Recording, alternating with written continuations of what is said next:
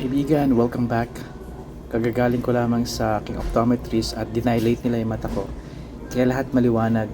Narito ako sa sulok ng diner.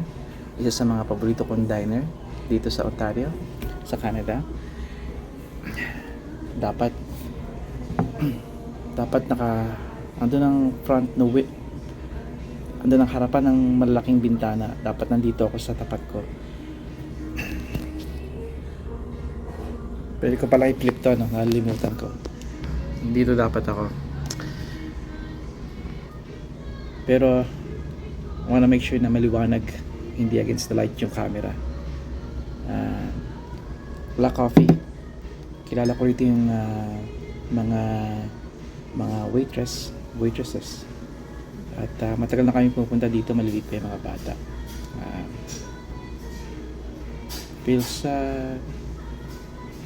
Feels good na pumunta dito from time to time. Dahil siguro may nakakibat na history, mga nakaraan dito, at karamihan ay magaganda. In-encourage ko na pumili kayo ng isang lugar kahit saan kayo parte ng mundo, kung saan napapagaan ang loob ninyo at kilala nyo ang mga tao. Hindi nyo kailangan na maging barkada. It's just kilala nyo mukha, kilala kayo sa mukha, sa boses.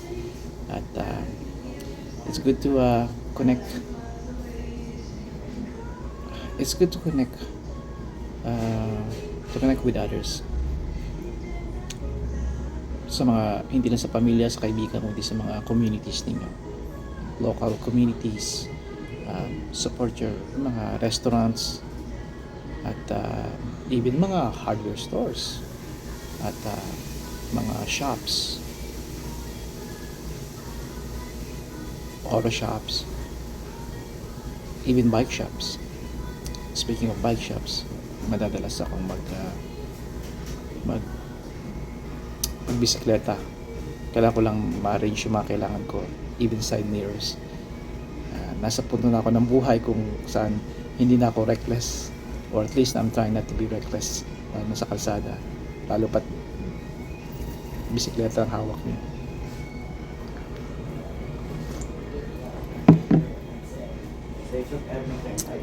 Okay ang mata ko. May konti daw na katarata for my age, na bata pa ay kakaiba yun. Kaya hindi posible, pero bihira in case daw na ganun. Pero matagal pa daw, another 20 years, 15-20 years bago daw lumala yun, which hindi natin palalalain, di ba? Napakaliwanag ng paligid.